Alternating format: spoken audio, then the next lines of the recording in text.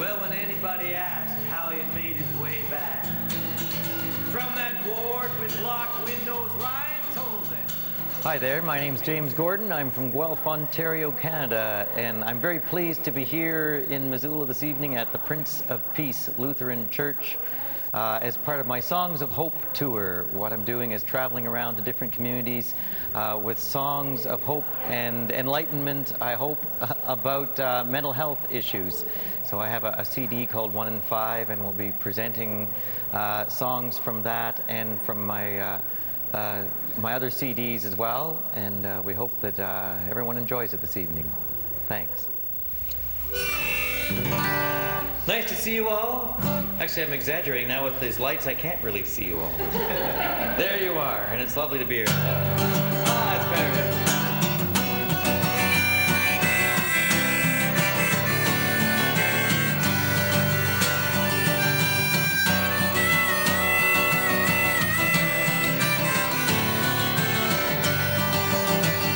One in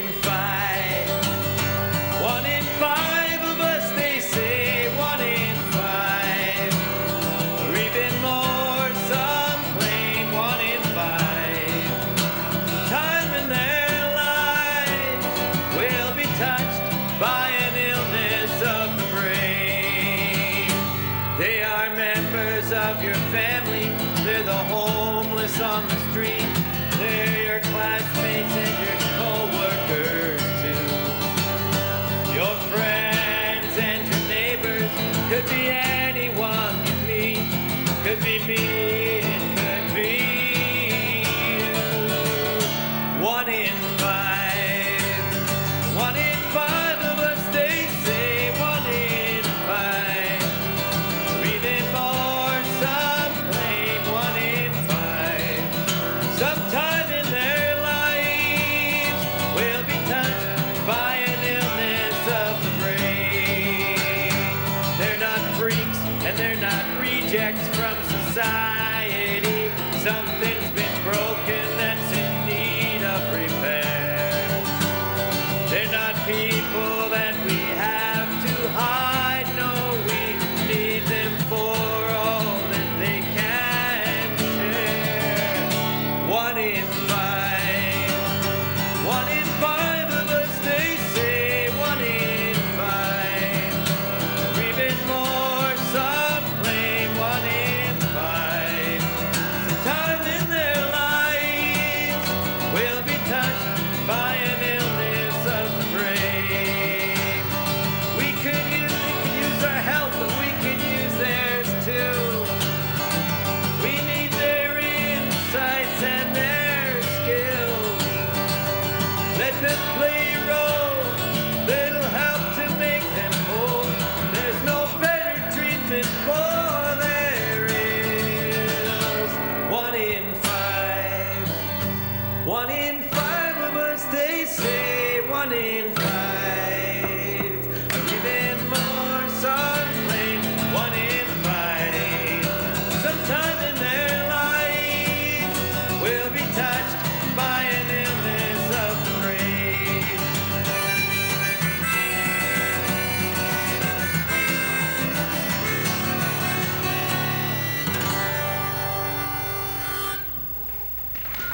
Thank you.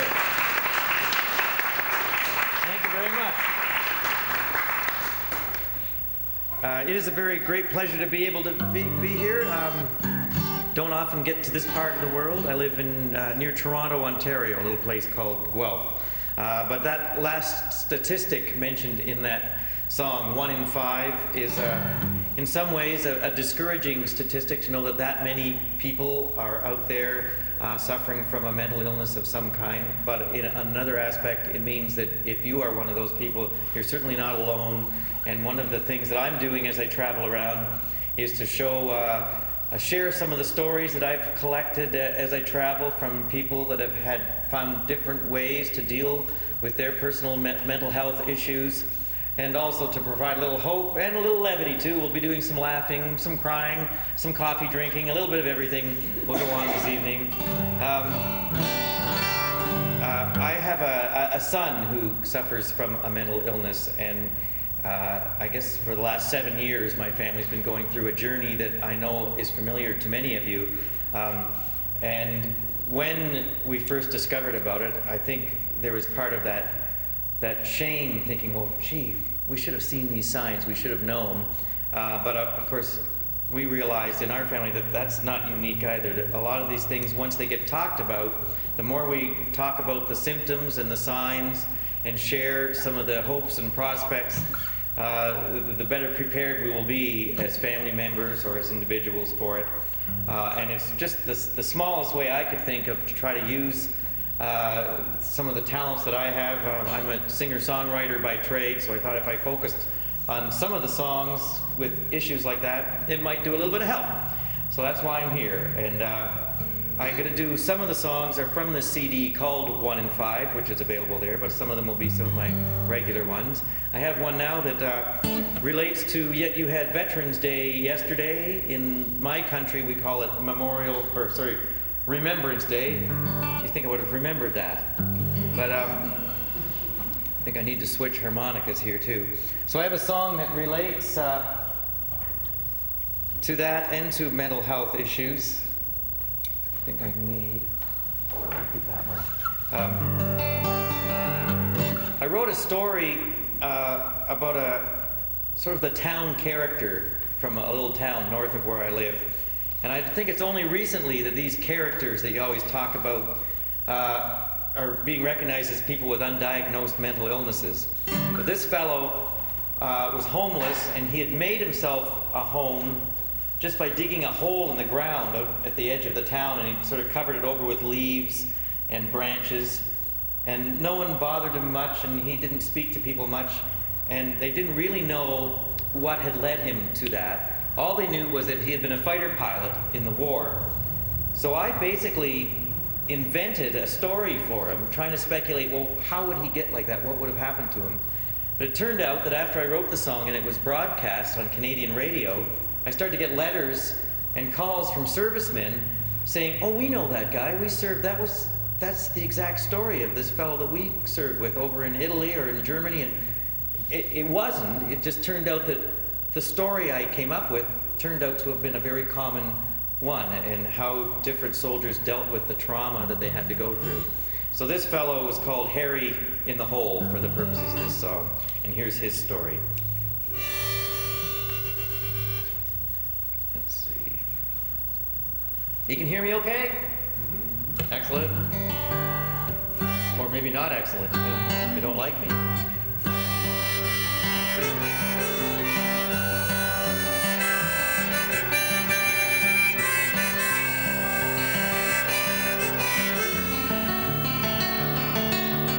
They call him Harry in the Hole. You see him walk out in the cold with a sack upon his back in the winter time. He looks scary, he looks old, but for Harry in the Hole, that really was his only crime. Can't talk to Harry in the Hole. He just stares and shrugs his shoulders and shuffles silently along his way. Sometimes with terror in his eyes, you'd see him scan the northern skies for an enemy that stalked him all his days. Round here stories are still told how old Harry in the Hole was a fighter pilot back in the war. They say his plane went down in flames. Harry never was the same after he returned in 1944. They say that Harry had survived deep behind the German line, hiding in a hole beneath the wreckage of his plane. Now he lives out at the edge of town in a hole he dug into the ground, waiting for a foe he knows will someday come again.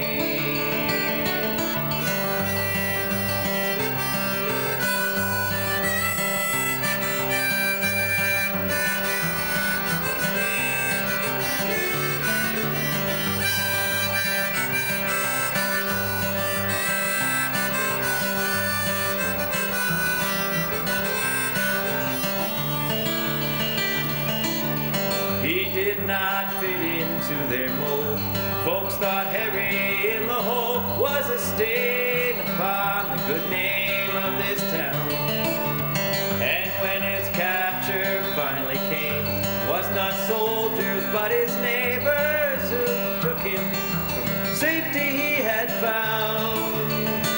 For it seems that Harry's enemies were real, they were you and me, and though he had eluded us for years, now he's in the hospital, a hell that's more acceptable, a prisoner of all of our fears. We call him Harry in the hole. You see him walk out in the cold with a sack upon his back in the winter time. Thank you.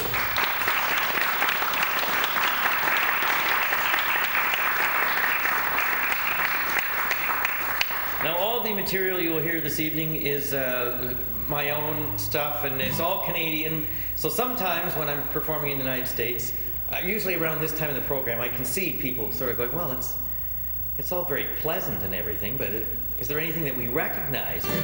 So I would like to do a sort of a little tribute. Now, Canadians are famous for being songwriters. We don't have much that we export anymore after that free trade agreement that we signed. We do have songwriters and hockey players, that's about it.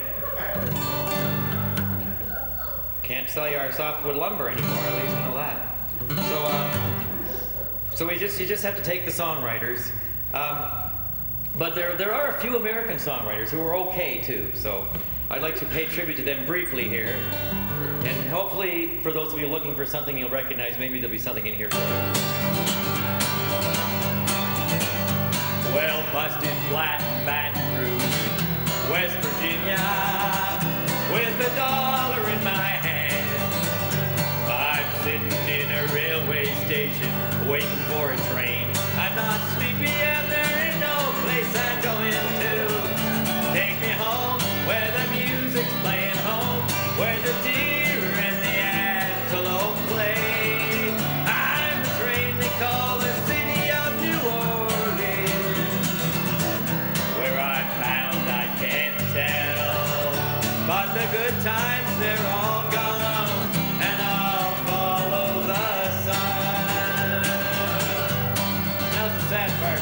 And then I looked around me at those gray walls that surround me, and already I'm so lonesome I could cry. I've looked at love from both sides now. It seems some of these days that I thought would never end. Well, it's hard, but it's harder to ignore it. The answer, my friend, it's blowing in the wind and rockabye, sweet baby James. Thank you. Thank you very much. Okay, now I get to move to the lovely piano here. But speaking of moving, don't tell the church ladies that we moved the piano, okay? It's a secret. Oh, not a church lady. It just sort of moved itself after I got here. Just sort of, it knew it wanted to get in on the act. And it was just tuned today, so it'll be fine. It really will be fine. So I'm sorry. But speaking of sorry, that happens to be a really great Canadian trait. We're very good at saying sorry. And over the last couple of years, apparently there's been some tension between our two nations, and I'm told there is more things that we have to be sorry for in Canada. So this is by way of apologizing, which we're very good at too, for anything that maybe you think we should be sorry about. But there's a part for you. I would love it if you actually imitated Canadians in this song. And the best way to do that, you have to sing along, but there's only one word, two words maybe. Just say, "We're sorry." But you have to use a Canadian accent. It's not sorry, it's sorry, right? Thank you, you got it. S-O-A-R-Y, I guess is how we spell it. I don't know why you don't spell S-A-W-R-Y. Really, that's sorry. That's how it sounds to me when you say it. But anyway, if you sing it very timidly and just a little bit behind the beat, you'll sound just like Canadians. So you can try it that way. Let me see. There's some Canadian isms in here too. We'll have to make sure we get correctly. Any references here? I've got it. Oh yeah, it makes reference to a guy named Henderson who is a god in Canada because he's a hockey player. And he scored a very crucial goal in 1972 in a big hockey game, and that's the last time Canadians as a group were actually excited about anything, so. That's mentioned in the song too. All across this great dominion, we don't like to have opinions. We'd sooner just agree with yours. We wouldn't want to get the neighbors too upset. We're a mouse that never roars. It's always been the same old story. We're Canadians and we're sorry. Oh, nice.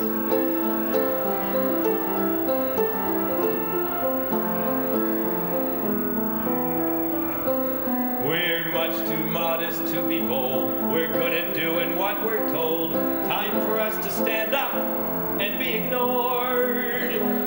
The weather's harsh, but we're so mild. We were born not to be wild. We haven't shouted since Henderson scored. It's always been the same old story. We're Canadians and we're sorry. Oh, nice. We're so sorry, it's pathetic. Sorry about being apologetic. Sorry about being sorry all the time. Sorry about being so nice. Sorry about being indecisive. And at least we think we are, but we can't make up our minds. We're all such modest entities, never sure of our identity, never wanting to offend. What we do politely, except for hockey nightly. We just want to be your friend. It's always been the same old story. We're Canadians and we're sorry. Though we're big, we think we're little. We like to stay close to the middle. It's scary on the left and the right. We'd rather be safe and sorry. You guys can keep the glory. We'd rather pick guitars than a fight. It's always been the same old story. We're Canadians and we're sorry. Oh, we're so sorry. Awful sorry. In fact, I'm sorry in advance for one thing.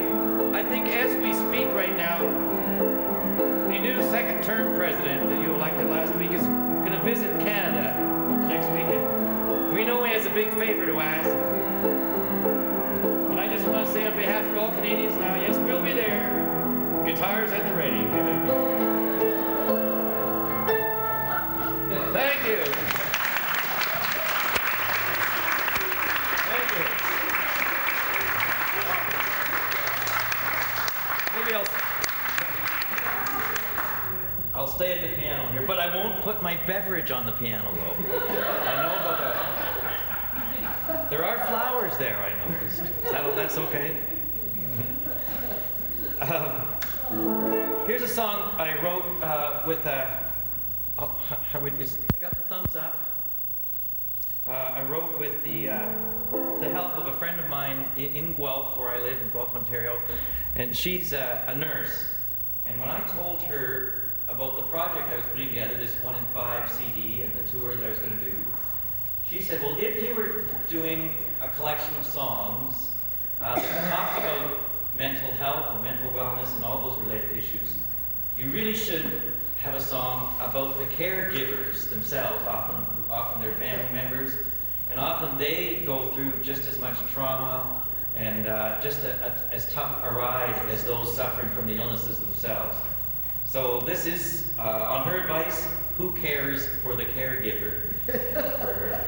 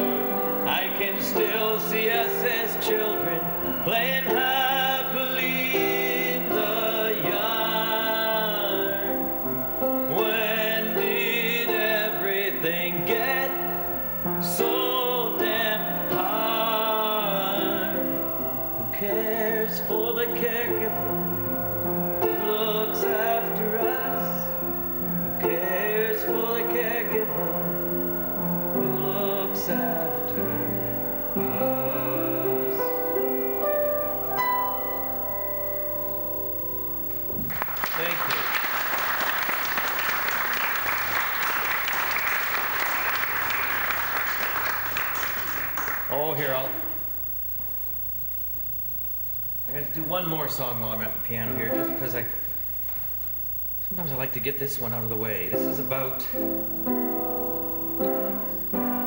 something that perhaps happened to people here. When my son was diagnosed, it, I think, set him into, one of the first stages is denial, and then there's a stage of panic. And he did what a lot of 15-year-olds do, I guess, when faced with a panic and a crisis. He ran away from home. And we were very close, and they had the police out looking for him, and they had everybody out searching, and I just sat down and I sort of thought, okay, if I was him, where would I go? And I kind of guessed, and I found him, and that's when he was hospitalized for the first time. And in finding him and catching him and initiating him into a system that I guess he'll be in all his life, one of the thoughts that I had as a parent was, did I do the right thing? And of course his thought was, no, you didn't do the right thing, you should have let me go. But somewhere he already knew then what demons he was facing, and so that some of that decision went into the writing of this song.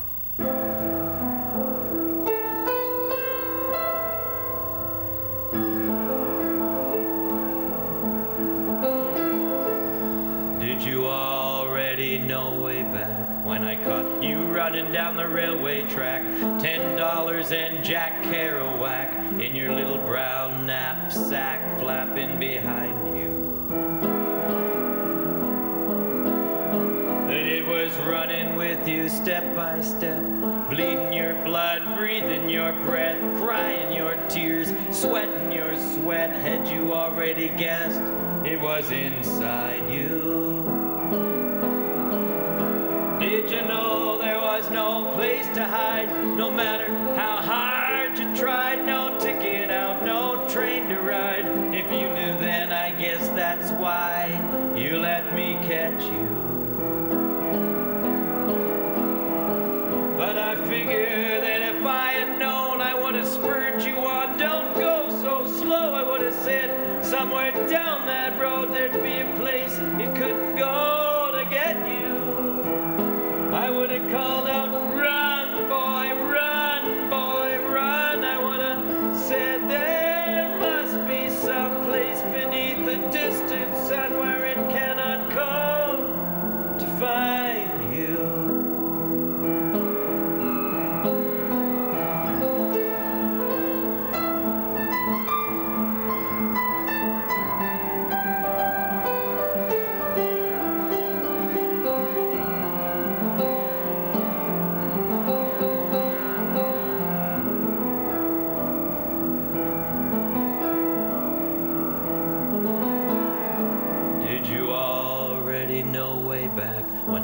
Running down the railway track, $10 and Jack Kerouac in your little brown school knapsack flapping behind you.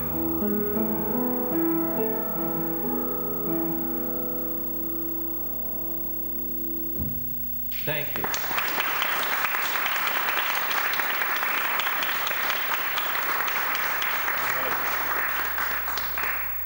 Okay, well, we better cheer up after that one. Here.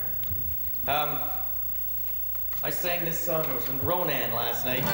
People seem to be able to identify with this, so I'll sing it here. It's about something, it's become universal now, all across your nation and mine.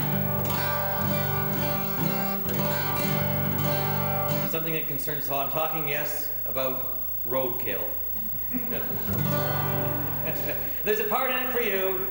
It's about a certain style accessory that some roadkill has become in certain places. I don't know if it's caught on here in Montana yet.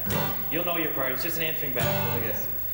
I got a roadkill hat, got a roadkill hat, got a roadkill hat, got a roadkill hat. Made from something good and dead and flat. Got a roadkill hat, got a roadkill hat. I'm so happy that I got a roadkill hat. Well, when I need a bow chapeau, I like to skin a hide made from something that I recently had scraped up off the highway.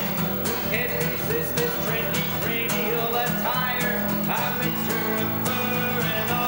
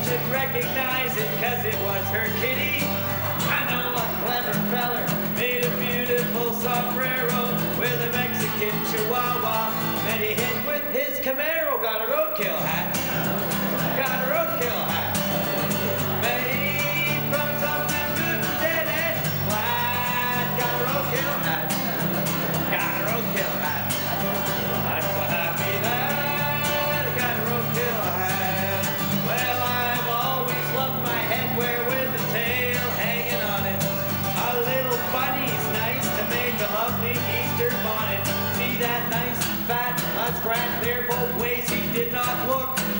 Throw him off a manifold by the time your homie's cooked. So you want to try something nice? Please take my advice. Try raccoon or porcupine or a little bumper. There's something to be said for wearing something on your head that spent its last moments looking at your bumper. Got a roadkill hat. Got a roadkill hat. Made from something good and dead and flat. Got a roadkill hat. Got a roadkill hat. I'm so happy that. Got a roadkill hat. Well, fancy that. Got a roadkill hat. Thank you. Thank you very much.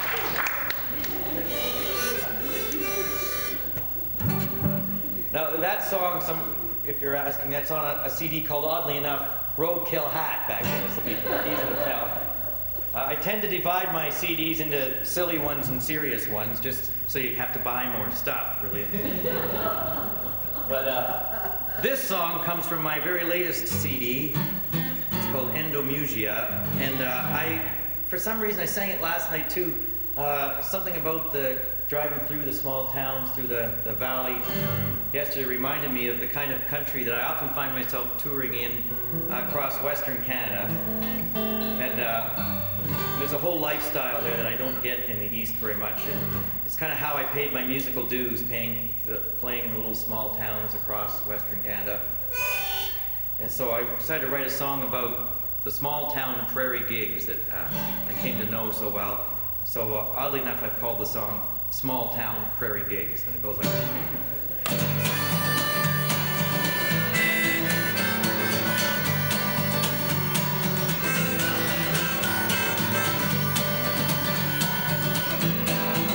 There'd be a frosting on the wheat fields, sparkling in the harvest moon's light. We'd be flying up the Yellowhead, the only ones on the road some nights. On our way to play another small town prairie gig. Songs about the old days, waltzes and jigs. Towns with nothing but a co-op and a Chinese cafe. But the halls are filled somehow with folks came to hear us play. After a church lady supper, jellied salads, casseroles, and ham. Their husbands would help us haul our gear out of that rusty Dodge van. From the stage, you'd look out at the families in the crowd. Such stories in their faces, weathered and proud. Sometimes we'd take their tales back home with us, and then the next time we came through, we'd be singing about them.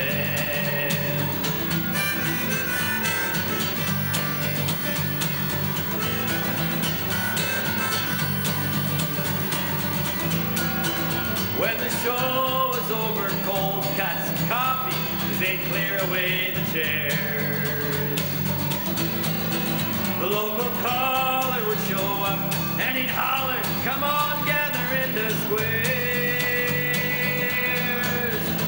St. Anne's, Real Big John McNeil, all the good old tunes. Ukrainian polkas as they'd hop around the room.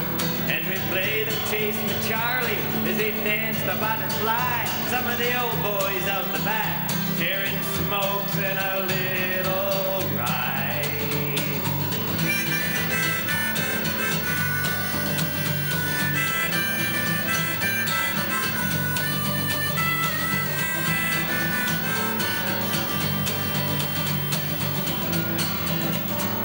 Well, Estevan and Weyburn, I'm bowled at the basket kinders leave. Neepawa and Nipawin, Minidosa, Doffin,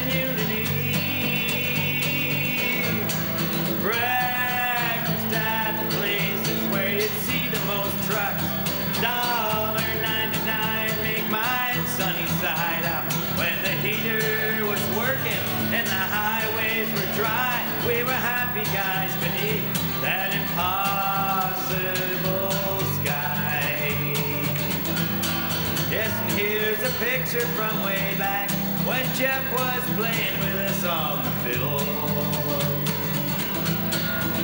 That's Alex on the flat top. That's me with the banjo in the middle.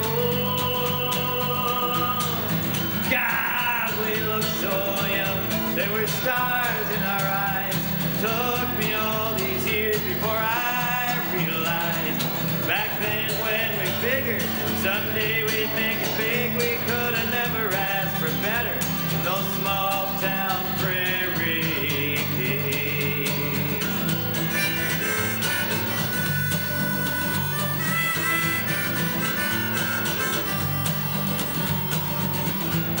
Yes, there'd be a frosting on the wheat fields, sparkling in the harvest moon's light. We'd be flying up the Yellowhead, the only ones on the road some nights. Some nights. Some nights.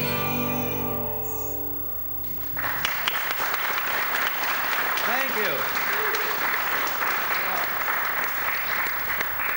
Can I do another song now from this 1 in 5 collection? And this one had quite an inspirational story for me. I was playing down in Winchester, Kentucky, home of the rifle. And although luckily I didn't see any while I was there. And it was a house concert, and those are something that I don't know if they have them around here. It's sort of spreading across both of our nations now as a means to have venues for the kind of folk music that I tend to play. And a lot of times there just isn't a hall in a town, and they'll find a house that can seat, between 50 and 100 people, and they'll cram them all in, and people usually have a pretty good time. So in this house there was lots of people, and when it came time to play, they weren't there. They were sort of peeking around corners and through the window, and I couldn't quite figure out what was going on. And it turned out that the host of the concert, his name was Ryan, he was a member of a mental health support group dealing with the primary symptom they were all concerned with was social anxiety. And they all had, their biggest problem was just being out of the house for one reason and another, just to be in a space with people. So it turned out I was their test. I was their class project to see if they could do it. It was very courageous on their part. So he said, his advice was, he said, just start and probably they'll feel, and so I did. I started to play, and gradually they started to make their way in. And by the time the show was over, they were all sitting there and they all had a good time, and they all felt like a personal triumph just in being there. So it was an honor actually to be a part of it all.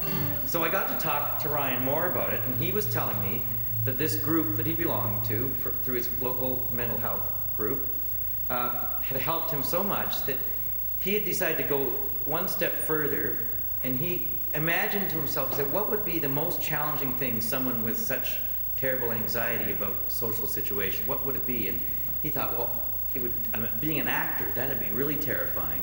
So what he did, he went and signed up with the local theater company and got a part in a play, and he made an amazing discovery. He found that when he was on the stage, the character that he was portraying did not have a mental illness. And he would learn through his character about how to deal with certain situations.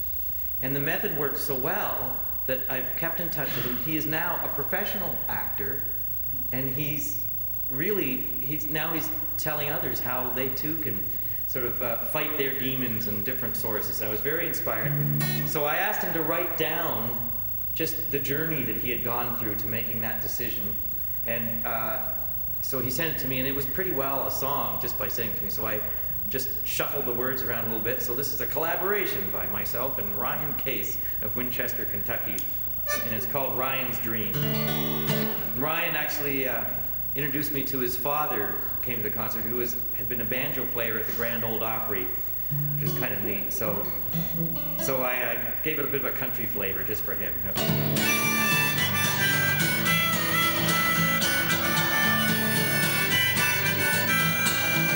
When Ryan's dreams were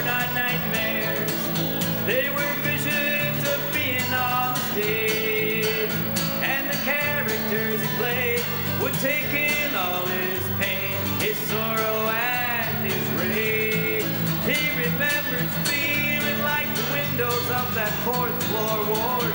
His mind felt locked up and frosted, like his dingy room felt lost in gloom.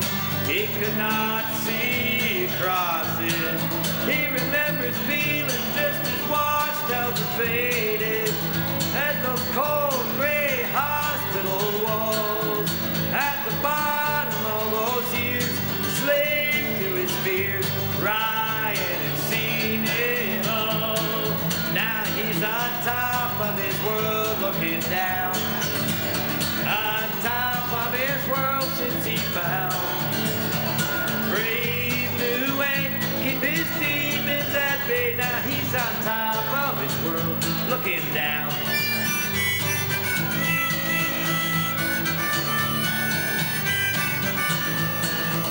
One night, despite that frosted glass, he could see the bright lights of London.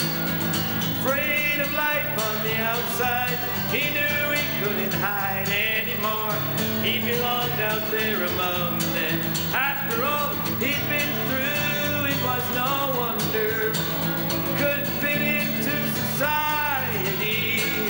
Somehow he found the spark that would lead him through the darkness, conquer his anxieties. He figured he'd face his fears by living his dream. He took a part as an actor in a play. When he was up there on the stage, Ryan was amazed. Find those fears all went away. Now he's on top of his world looking down, on top of his world since he found brave new way, keep his demons at bay. Now he's on top of his world looking down.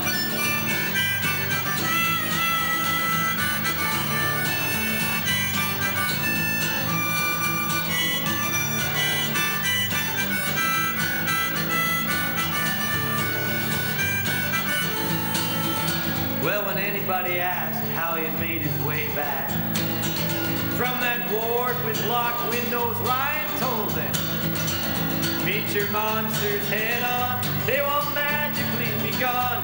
They'll be in a place that you can't control them. Now he's on top of his world looking down, on top of his world since he found brave new way, keep his demons at bay. Now he's on top of his world looking down.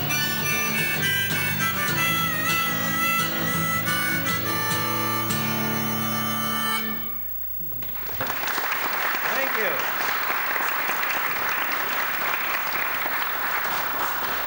Thank you very much. Now, I'm going to try retuning my guitar a bit for a tune here. Let's see. Where have I hidden? I picked my tunes for you in advance. I honestly did. I wonder if do something special here. This one it's very Canadian, but I think that it is a subject that probably has come up in Montana, because there's a lot of history here, and I'm very interested in history. A lot of my songs tend to deal with historical figures and early Canadian tales.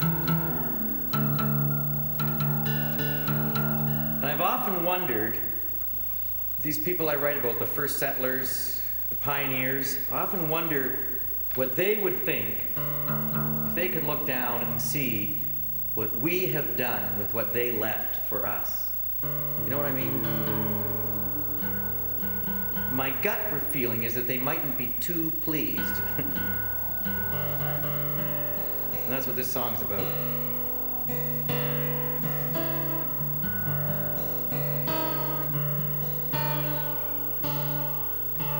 It's called We Owe It to the Pioneers, and I'd be honored if you would sing along a little bit. We owe it to the pioneers to take this country back, which is your part. I wanted to try that. And they can take yours back while they're at it.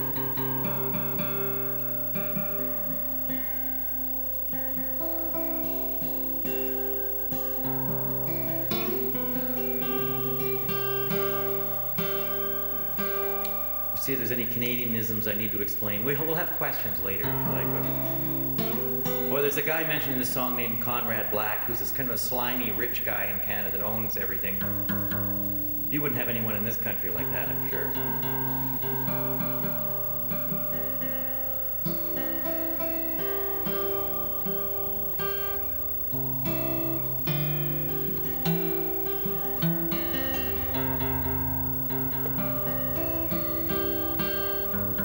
Up in Canada, we tend to tune our guitars just a little out of tune. I'm just trying to get it perfect for you, so it...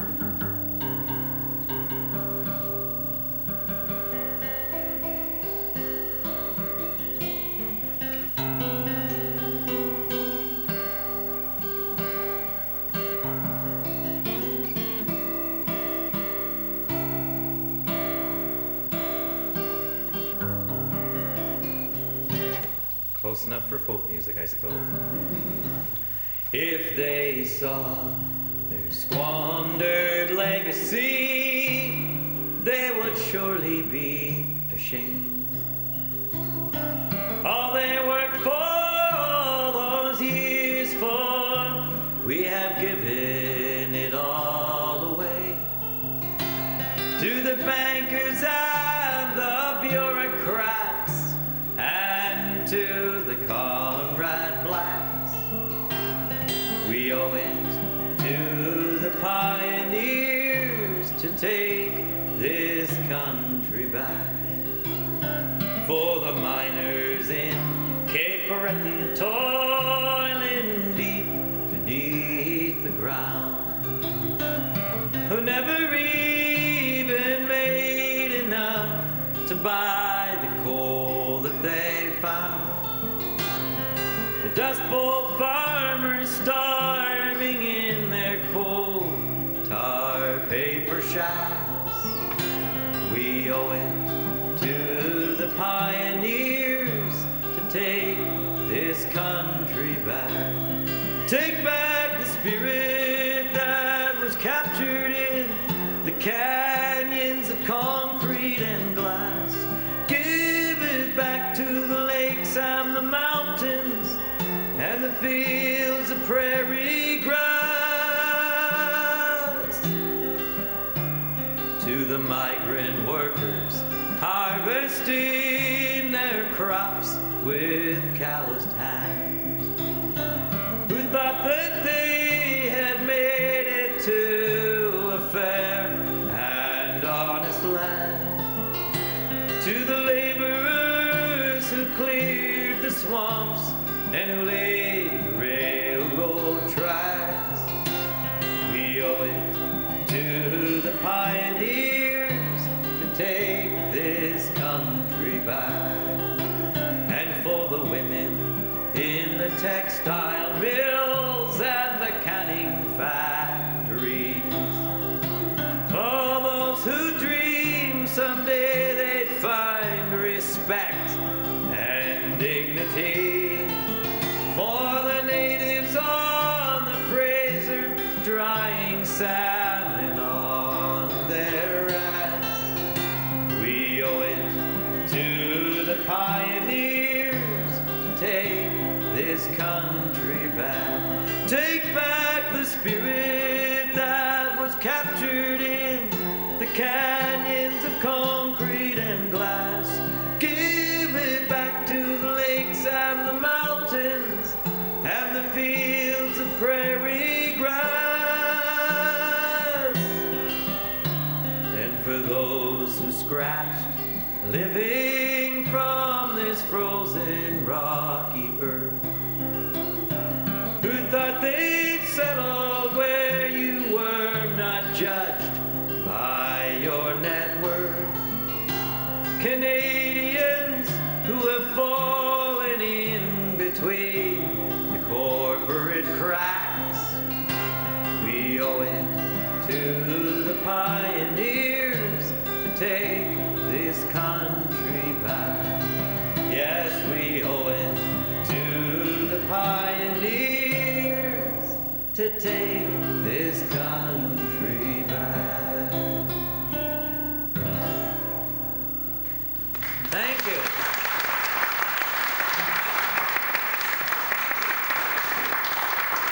much. I'm gonna do one more song before we take a break, during which time there's lots for you to do. There is some excellent literature at the back of the hall there about the sponsoring organizations. I've been checking them out myself. And there's cookies. There's a raffle too, right? The quilt in the far corner is a raffle by the church ladies, and I have the tickets. Well, you have the tickets. I have the tickets now. Okay, be nice to those church ladies. It's a beautiful quilt, by the way. And there's also there's CDs back there. This 1 in 5 one I mentioned with the mental health theme, and some of my regular ones too. There's a mailing list that I have. If you get on that, I'll let you know where I am and what I'm up to. I also have a video there called Breaking the Mask, and it's something I produced a couple of years ago based on a theory that I've been developing. Oh, I guess it's fairly obvious though, but a lot of young people at the onset of their mental illnesses, a lot of them, I'm actually curious to find out why so many of them are extremely creative artistically. And one day I'll find out how those things are related. But I wanted to give them a chance, some of those young people with these great artistic skills, to tell their own story about their own journey towards mental wellness. So I found some funding up in Canada to let them. I gave them a course in videography, and some of them decided to tell their stories through paintings or through photographs or dramatic scenes or songs. There's 10 of them told their own stories, and they did everything themselves. I just showed up with the camera and let them have a go at it, and it was a pretty fascinating project. So that's there too, and a CD with this song. This is from a CD called Tune Cooties. And those are, someone already complained about this. It's when you get a song stuck in your head and it won't go away. That's what they call it. And this particular song, I'm sure the woman that requested this, she's had this stuck in her head, so I'm here to give you back your symptoms again.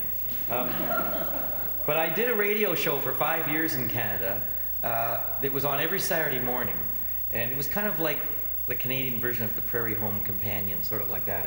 But they had strange interviews with strange people, and my job was to listen to the show, and every week I had to write a song about something that I heard on the program and have it in time for the next week's show. So I had to listen to the show on Saturday, I'd write the song on Sunday, I'd record it on Monday, and on Tuesday I'd FedEx it to Vancouver, where they'd put it into the show for the next week. But I heard so many bizarre stories and had so many songs out of it. This one was one of the more bizarre ones. It's about a cult that swept the nation a couple of years ago, and that is the knitting of sweaters for penguins. I know. And here's the deal. Penguins, it turns out, were getting stuck in oil slicks in Antarctica, a sign of the new millennium, I suppose, and scientists discovered that to save them, if they put little sweaters on them, it wasn't to keep them warm. They've already figured that out, those penguins. It was to prevent them from cleaning themselves, because the oil was toxic, and they would die if they cleaned themselves off. So if they put the sweaters on long enough that they could fish them out and get them strong again and scrub them off and throw them back, they would be okay. So they needed sweaters, and for some reason, I don't know how this connection was made, but they started with a knitting circle in Salt Lake City. It was making little sweaters for the penguins, and the ladies loved it, the penguins loved it, so word spread, and soon knitting circles all across your country were making these little sweaters. And the word finally got to Canada, and where they were interviewed, and I wrote the song you're about to hear. And after the song was broadcast on Canadian radio, everybody in Canada wanted to knit the sweaters too. And they all wanted the pattern. And I don't know, are there any knitters here? Yeah. It turns out, maybe some of you know, it turns out Canadian measurements and American measurements are different for knitting. So Canadians were making the wrong size sweaters for a little while. just for emperor penguins or something. So, but they got it sorted out and everyone was making sweaters, and I actually got an email from the little research station in Antarctica thanking me for the song, correcting all the errors that I made in it, and they thought that I'd like to know that music has a real power now in the world, because outside their little frozen station was now a brand new warehouse containing 10,000 sweaters. Apparently there's not even that many penguins. So there's the song. You can knit along, you can sing along, you can hooray along, which is my personal favorite. And then we'll eat cookies along together at the break. Well, the ladies and I used to always do our bit when the boys were over there. For the cause, we all would knit them socks and underwear. But it's been a trifle slow since they all came home, you know. But now we've found a way to show we really care. We're knitting sweaters for penguins. It does wonders for their self-esteem. Sweaters for penguins in the colors of their favorite hockey team. Sweaters for penguins. Everybody shout hooray. You want to have some nice clothes sitting on those ice floe. Sweaters for penguins today. We're knitting sweaters for penguins, so life for them won't be so black and white. Sweaters for penguins, so they'll feel less formal going out at night. Sweaters for penguins. Everybody shout hooray. The world will be better when every penguin has a sweater, knit a sweater for a penguin today. Well, some spend all their efforts fighting hunger and disease. Some devote their time to saving whales or hugging trees. We feel that these endeavors have volunteers enough, so we work to keep our penguins from remaining in the buff. We're knitting sweaters for penguins with V-necks that fit over their little beaks. Sweaters for penguins, or a cardigan is Antarctic chic. Sweaters for penguins, 'cause it gets pretty cold down there. Sweaters for penguins, they need good British wool to wear. Sweaters for penguins, everybody shout hooray. And maybe matching slippers for their chilly little flippers. Knit a sweater for a penguin today.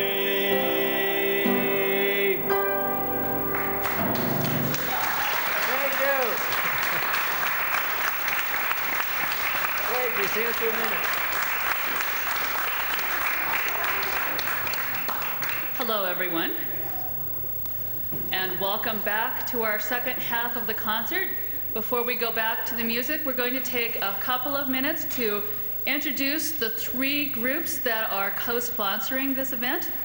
My name is Melanie Martin Dent. Sometimes I wear a hat of being a pastor of this congregation along with 2 other churches. I also wear another hat, which is I'm working on beginning a support group for parents of kids with emotional and mental health issues called Hope ABC. That stands for Helping Other Parents of Emotionally and Behaviorally Challenged Children. If you listen carefully, you'll notice there are 2 C's in that acronym, but we thought Hope ABCCC. Yeah. So we're Hope ABC. The support group meets on Tuesday nights every Tuesday in the round table room, we call it. And we do have childcare that is free of charge, and we do welcome anybody who has kids. We're sort of, yes? Oh, I thought you were saying something to me. I thought I heard my husband's voice. All right. So anybody who does have kids going through these kind of difficulties is welcome to join us. And we're also going to be doing a legislative forum together with the IDEA PTA, which is the Special Education PTA group, on Monday night at the Missoula County Public Schools Administration Building. And we have about a dozen of our legislators, newly elected and returning legislators, who will come talk to us about the needs that we have. So we're really excited about that project, and we're very grateful that you all came tonight. All right, Pat. Hi, it's so nice to see all of you here. I was really hoping we'd have such a great turnout, and I'm really pleased for every one of you that is here. My name is Pat Kendall, and my husband and I have a resource center called A New Song. Our brochures are in the back, so be sure and pick one up. And what A New Song is a resource center for grief, loss, and life transitions. I have a library of materials. I do not sell them. I allow people to come in and check them out that deal with different issues of grief and bereavement and loss issues. Our son died by suicide 4 years ago, and so a big part of what we have is specific to suicide loss, mental disorders, depression, bipolar, things like that, for people who want to understand better some of those mental disorders that sometimes contribute to loss by suicide. And I also wanted to tell you and invite you a week from tomorrow, which is November 20th, is the 6th annual National Survivors of Suicide Day. So if you or someone you know has lost a loved one or a dear friend by suicide, we are providing an opportunity for you to get together with other people. It is the American Foundation for Suicide Prevention every year sponsors this event, and they do a live broadcast by satellite, which comes out of New York City. But at the library here in Missoula, we'll have the live broadcast available for you to come and watch. And that'll be from 10 to 11:30 a.m. our time. And so if you're interested in that, you can contact, well, I'm going to be leaving town, so you can't contact me, but you can contact the health department, Maureen O'Malley at the health department, if you wanted any more information. But it's a week from tomorrow at the Missoula Library from 10 to 11:30. And I encourage even if you haven't lost anybody by suicide, it's a good thing. It'll be a helpful thing for you, just to have a better understanding of that.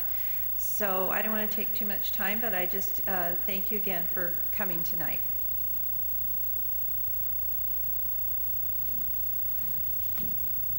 And I'm Dorothy Salmonson, and facilitator of a support group here at NAMI, National Alliance for the Mentally Ill. We've had this group going since 1982, and we meet every Thursday morning at Providence Center from 10 till noon. And this is for families of who have children with mental illness, and also for those who are recovering from mental illness. And I just find that getting this together for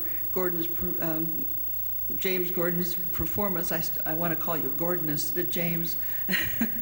I just found it so neat that I needed help to put this together, and that we've got these two ladies with these two special groups, that we are all working for the same thing in different facets, and then you're completing our picture with music tonight. So I just want to thank everyone again and for the.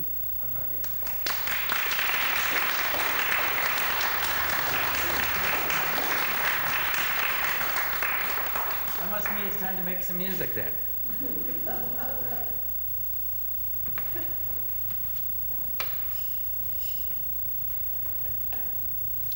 Well, it was really great to see these different organizations taking part, and I'm going to steal some of those ideas from a couple of your groups there and take them back to my local mental health groups. And while we're thanking people, I want to thank my friends, Chaz and Margie, here somewhere. They brought these lights to set up to make this more of a theater space in here. They picked me up at the airport yesterday, driving me around, and been looking after me really well, so thanks, folks.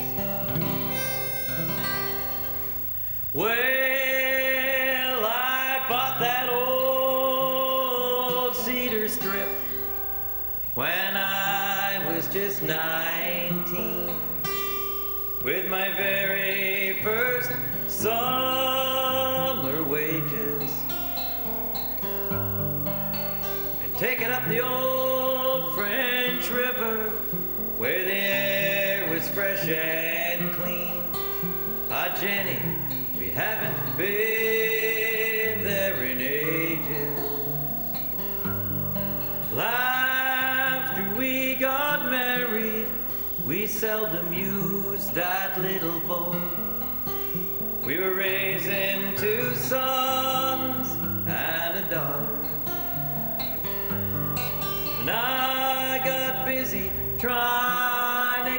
this business afloat instead of float on those pure northern waters. Sometimes I pull the Buick out into the driveway, set that canoe down on the floor of the garage. Pretty soon there's nothing left in my way but reality in 1,000-mile portage.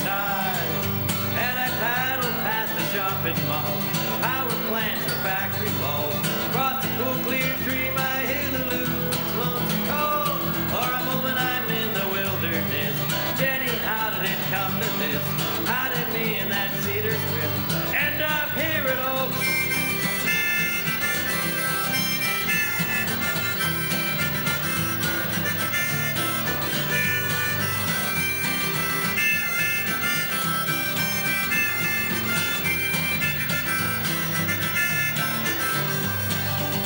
These days it stays in the garage.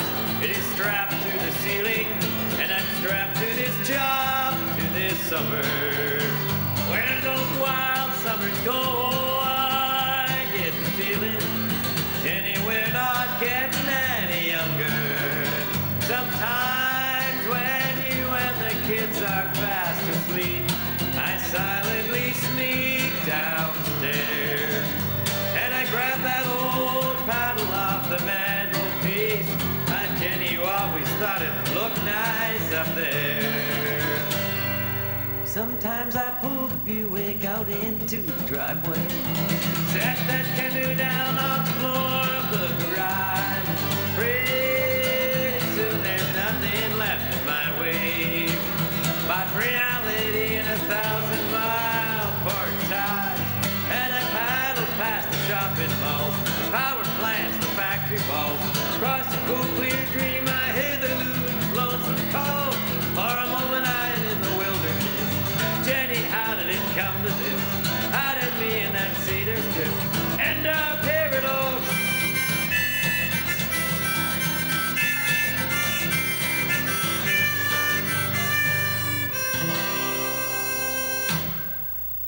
Thank you. Thank you very much. Now, last year, I have two sons. My younger son worked for me for a bit, and I said I would take him on a trip, anywhere he wanted to go, just a two-boy trip. He wanted to go to Graceland. So we did, and I quite recommend it. If you want the American experience as a Canadian, it sure gave me the whole thing in a nutshell there, I think. And but I met a woman who has since become an email pal of mine, and I wrote her this song. She has two great nicknames, and she lives in Athens, Georgia. You can go to her website, and they call her Joni Mabe is her name. They call her Joni Mabe, the Elvis Babe. And they also call her the Queen of the King. And you'll see why in this song.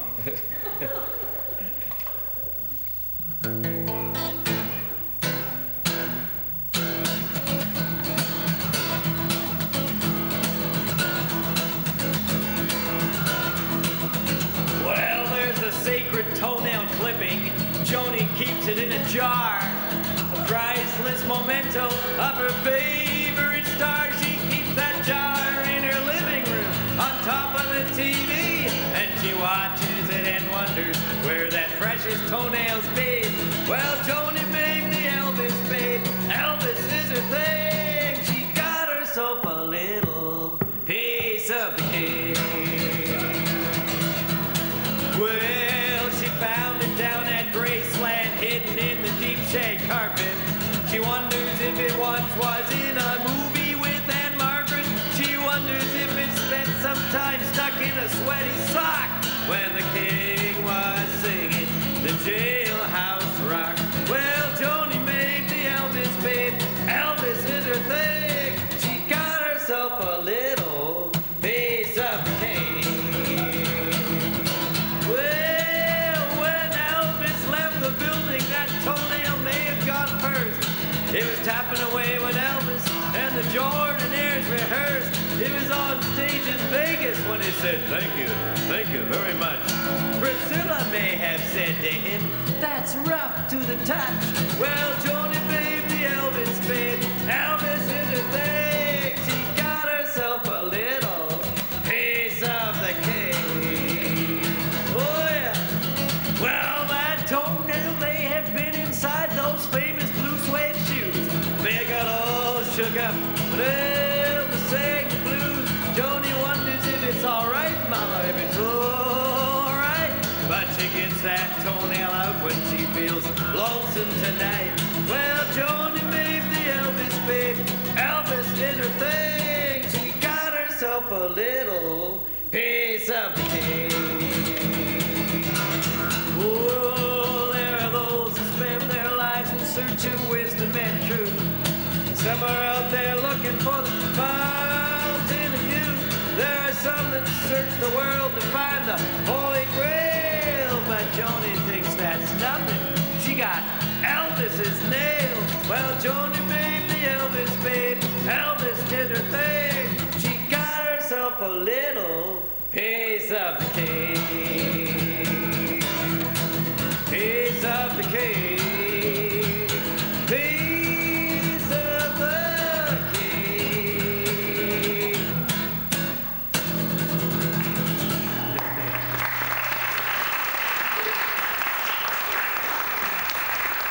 Thank you. Okay, I'm gonna sneak back to the piano here. Now, it occurred to me not too long ago that when we're talking about mental illness, these days, we can also be talking about a planet, I think. This planet Earth, I wonder about sometimes. So this is a song that was actually written thinking about, thinking about when my son, who now has a mental illness, when he was young, and the dreams that you have for them and hold for them, and you wonder if they'll all be realized. And then you realize that how many of the next generation will have some of their dreams curtailed just because of strange things going on in the world, not just inside people's brains. It's called World Gone Mad.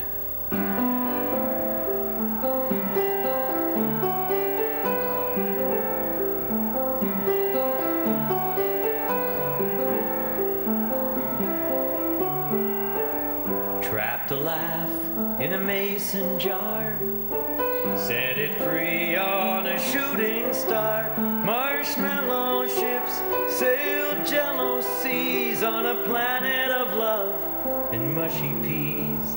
What of all that now, my bonny lad? Wished for you a life that you never had. Promises I made I could not keep, as I sang songs soothing you to sleep.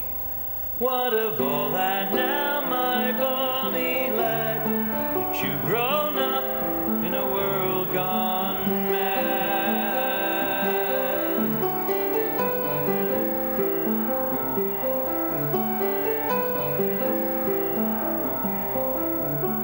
Biplane landing on your tongue, spoonfuls of hope for you, my little one. As a newborn in my trembling arms, I swore I'd keep you safe from harm. What of all that now, my bonny lad? Wished for you a life that you never had. Promises I made I could not keep, as I sang songs soothing you to sleep. What of all that now, my bonny lad, that you've grown up in a world gone mad?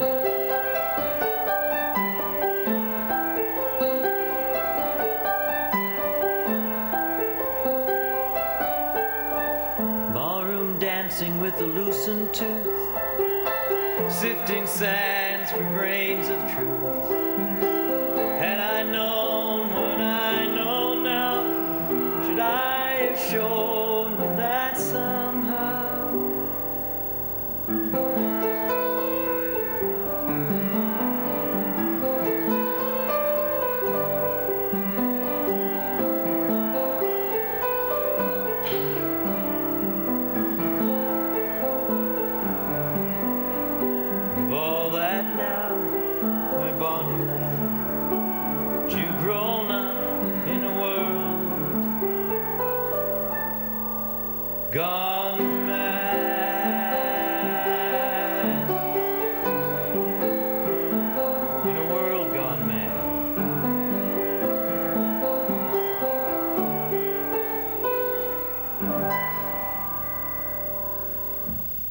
Thank you.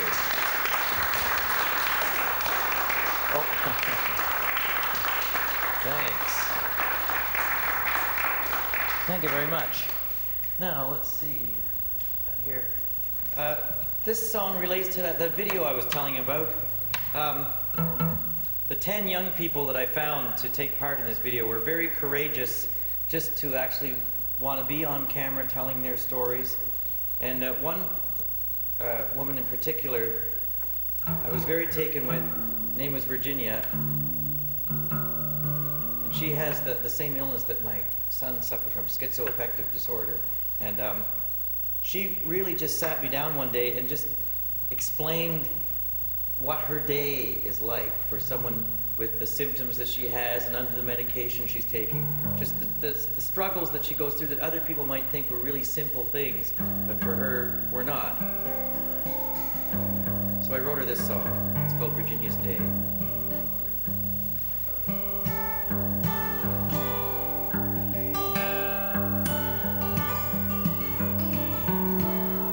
That's what you need.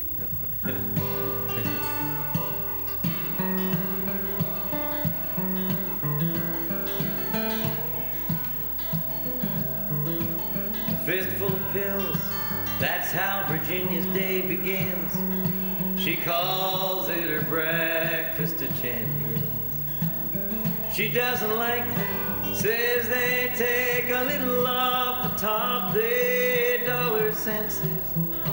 She wishes she could stop, but she knows if she did, she'd go straight to the bottom, pulled down deep by a weight so heavy she could never climb back. Come on, Virginia, time to feed the cat.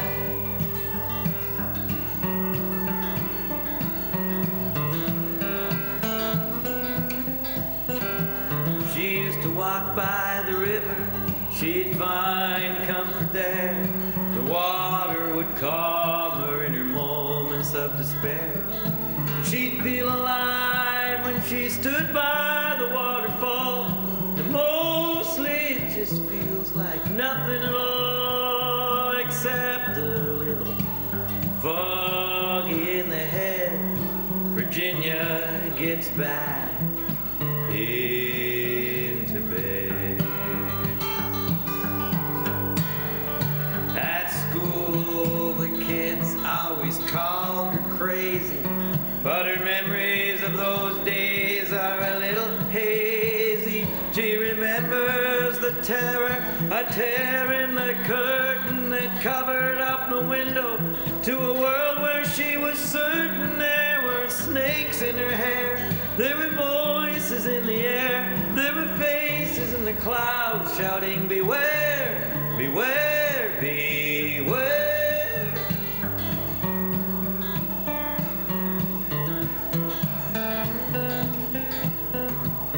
Well, the doctors helped to keep that curtain closed.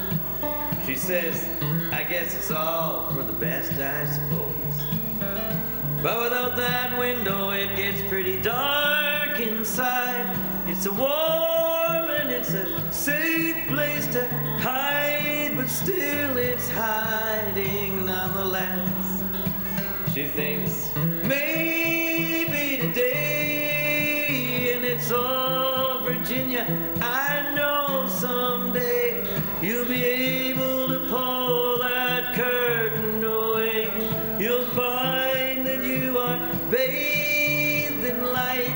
Everything will be all right. The sun will reach down and touch your face. Life will give you a sweet embrace. It'll be, it'll be, it'll be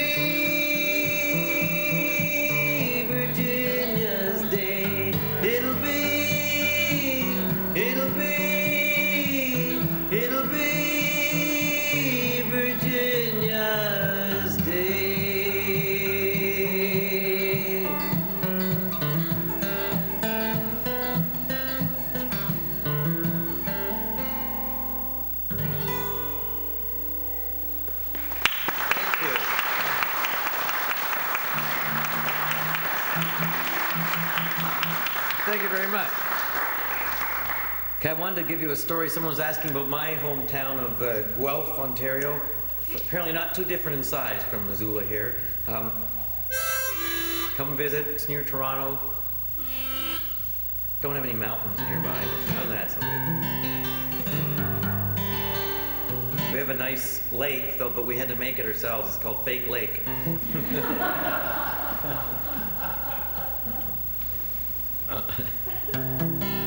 But one thing we did have up until a year ago, and this is what I'm going to sing about now, there was a traumatic event that happened in our city. I don't know if you've had the equivalent here. The very last bingo palace closed. And it was a traumatic thing for those bingo-holics, or there's a lot of people for whom that was their life. And it turned out the reason it closed was they passed a pretty strict smoking bylaw in Guelph, and scientists have proven that you cannot play bingo without smoking at the same time.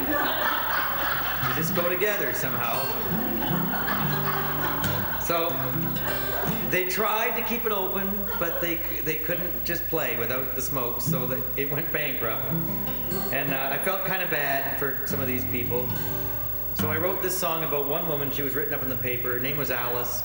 She was 98 years old. And what little time she had left in the world, she had decided she would spend it playing bingo. But it wasn't to be. So this is for Alice. This song was very easy to write because Alice rhymed with palace, and it's kind of halfway there. It's got a bit of a polka beat to it. There's a lovely dance floor here at the Prince of Peace. I'm going to try it.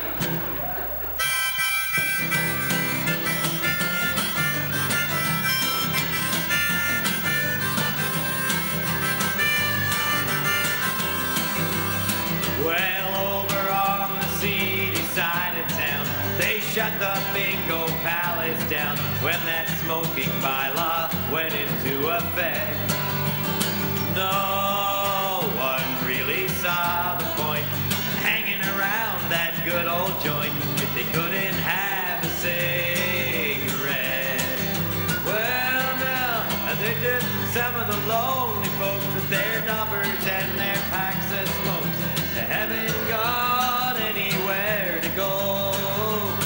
Coffee cups, craving aids, what'll they do on Saturdays now that the palace is closed?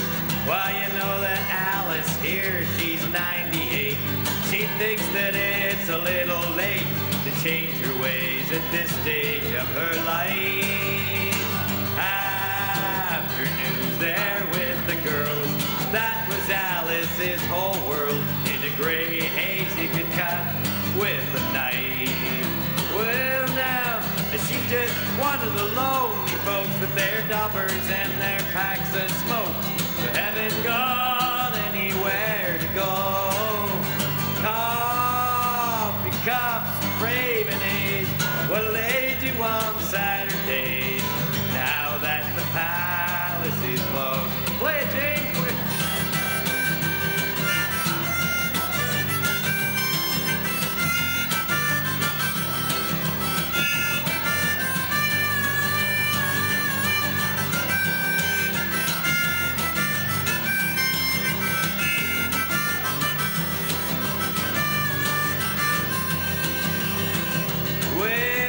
Way out there in life's margins, they don't fit in the Roys, the margins left behind when that old hall went under.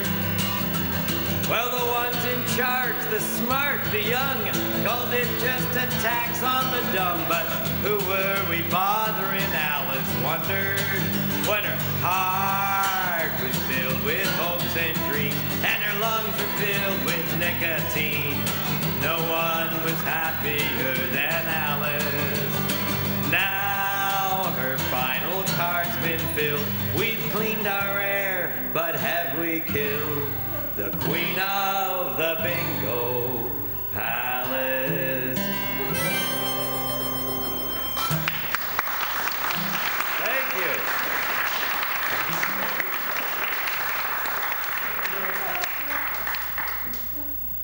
Let's see here.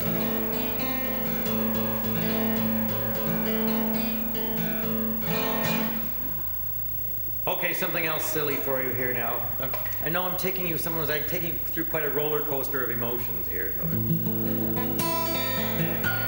That's why I thought on my tours now in the United States I would offer the CDs, the videos, and cheap Canadian pharmaceuticals.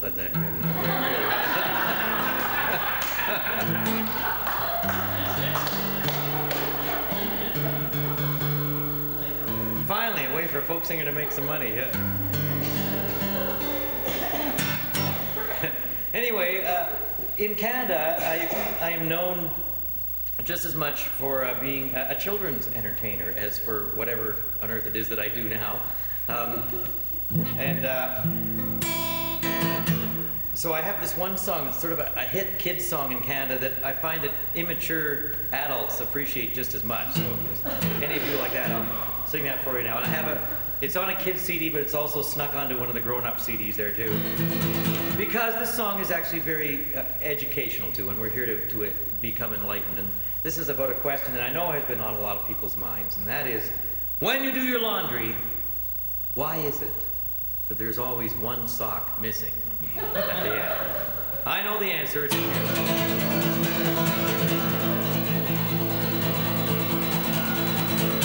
I don't like being worn. That's all I've been since I was born. Toenails cut like a knife.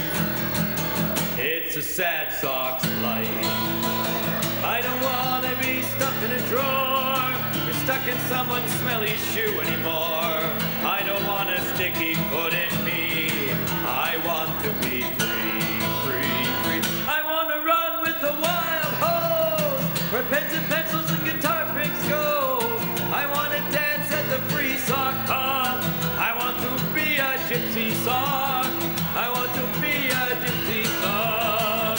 I don't want to be part of a pair, or in the wash with dirty underwear, or tickled by some yucky toes, or made to walk where socks don't like to go, like hanging from a line by my heels, or getting darned, I hate the way that feels, or getting stretched across a knobby knee. I want to be free, free, free. I want to run with the wild hose, where pens and pencils and guitar picks go. I want to dance at the free sock hop. I want to be a gypsy sock. I want to be a gypsy sock. Gypsy sock. Gypsy sock. I want to be a gypsy sock. Someday soon I'll take my chance. I will hide inside a pair of pants. And when they open up the dryer door, I will escape across the laundry floor. Then I'll be out on the street, not attached to a pair of feet. Free as the nose that blows, I will be free to go. I will run with the wild hose, where pens and pencils and guitar picks go. I will dance at the free sock hop. I will be a gypsy sock. I will be a gypsy sock. I will be a gypsy sock.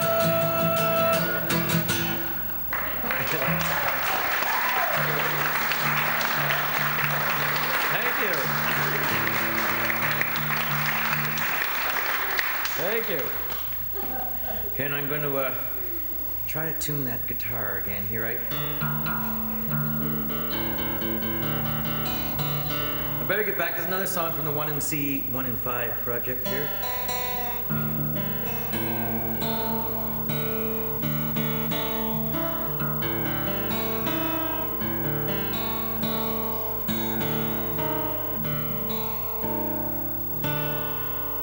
This is about a woman I met in a hospital who was pretty well gone, I would say, but she still had this fire in her eyes. You could tell that there was a lot still going on in her mind. And her name was Ivy, which is a pretty musical sounding name. I wrote her this song.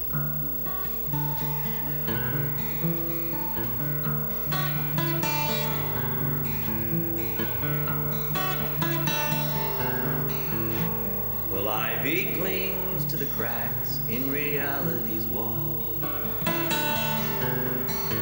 Her thoughts live in a garden behind it.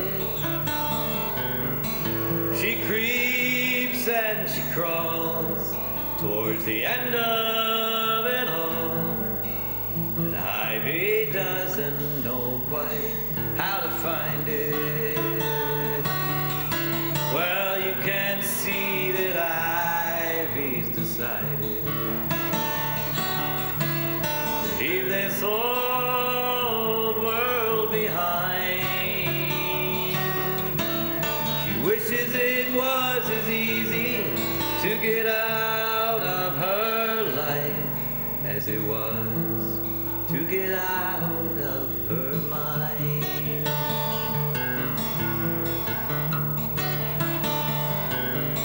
Well, there's still a light that shines from Ivy's eyes, but it flickers like a candle burning low.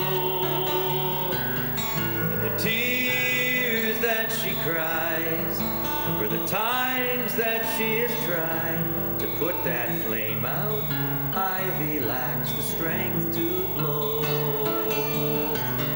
Well, you can see that Ivy's decided to leave this old world behind. She wishes it was as easy to get out of her life as it was to get out of her mind.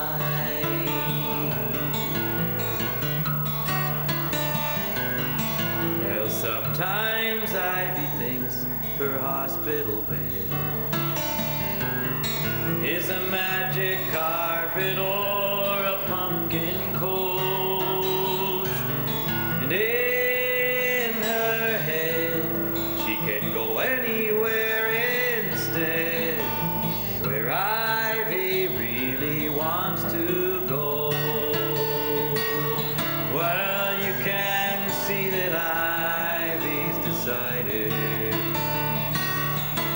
to leave this old world behind. She wishes it was as easy to get out of her life as it was to get out of her mind.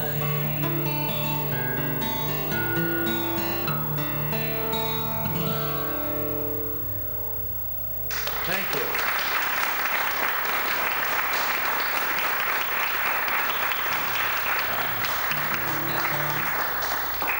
Do you feel like singing along at all? Yes, you do.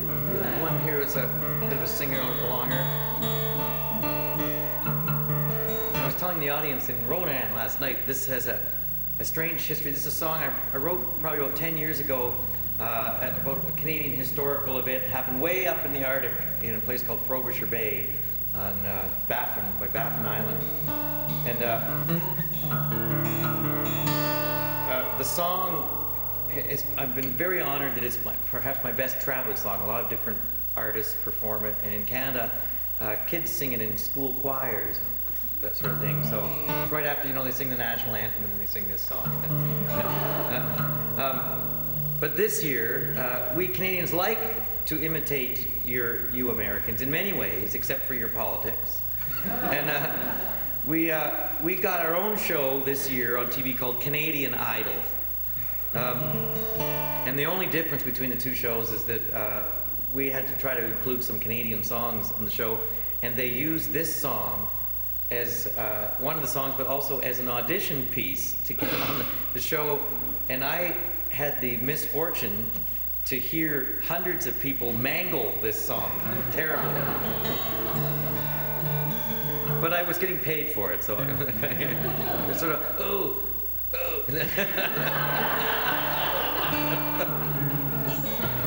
So this is the song, and I'm sure you can do a much better job. Just pretend you're on hymn number 174 there. Sing along.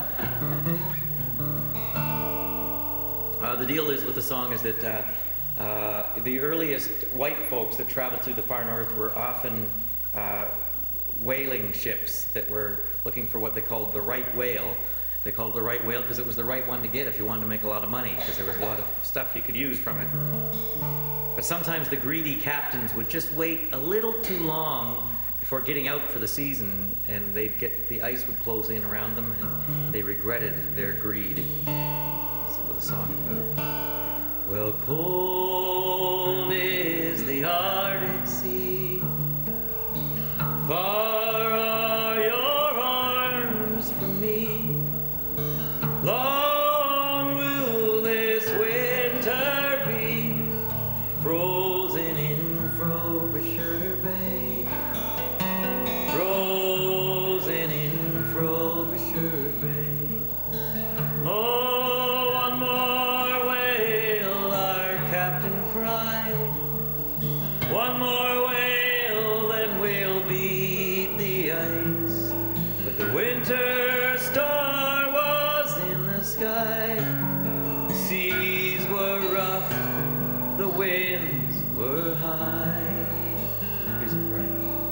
Cold is the Arctic Sea, far are your arms from me. Long will this winter be, frozen in Frobisher Bay, frozen in Frobisher Bay. Oh, deep were the crashing waves that tore our whalers' mast away. Dark are these sunless days, waiting for the ice to break. And cold is the Arctic Sea, far are your arms from me. Long will this winter be, frozen in Frobisher Bay, frozen in Frobisher Bay. Oh, strange is the whaler's fate, to be saved from the raging waves, only to waste away, frozen in this lonely grave.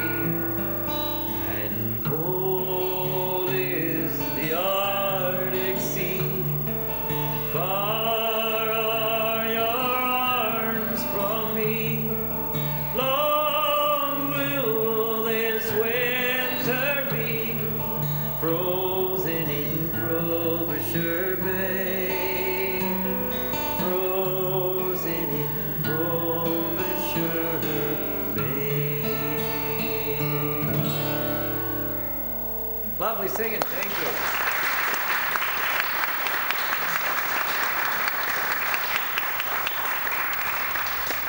Thank you very much. I'm going to do one more song, and then you've been so good, I'm going to let you out early.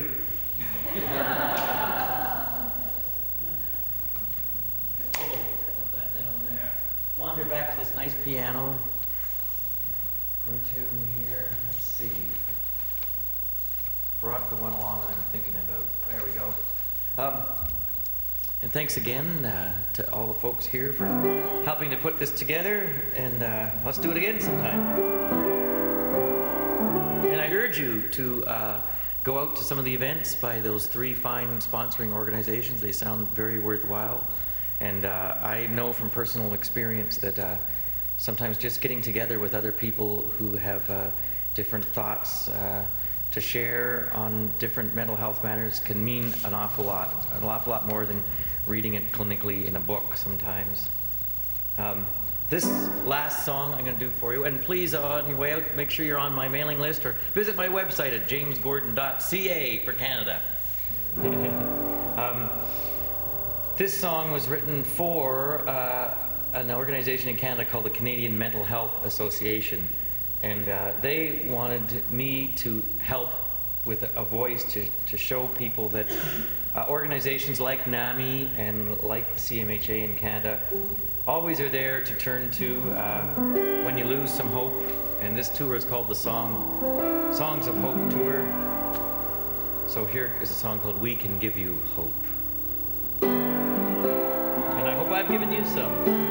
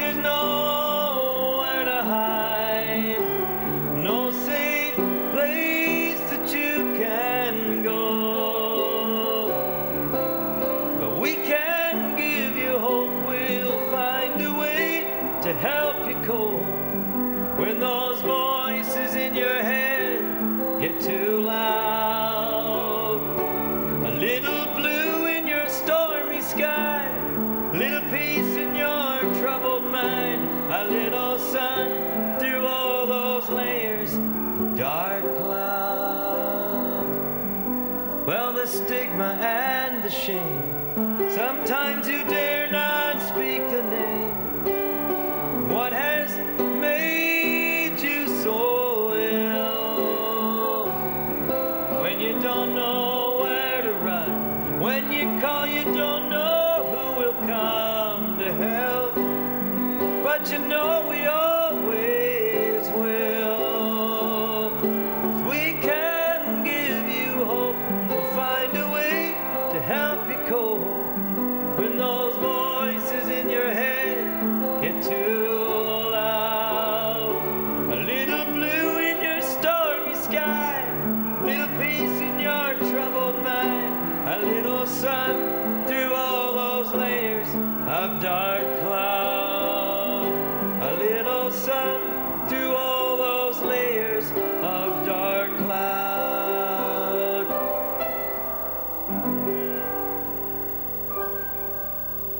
Thanks so much, folks, and good night.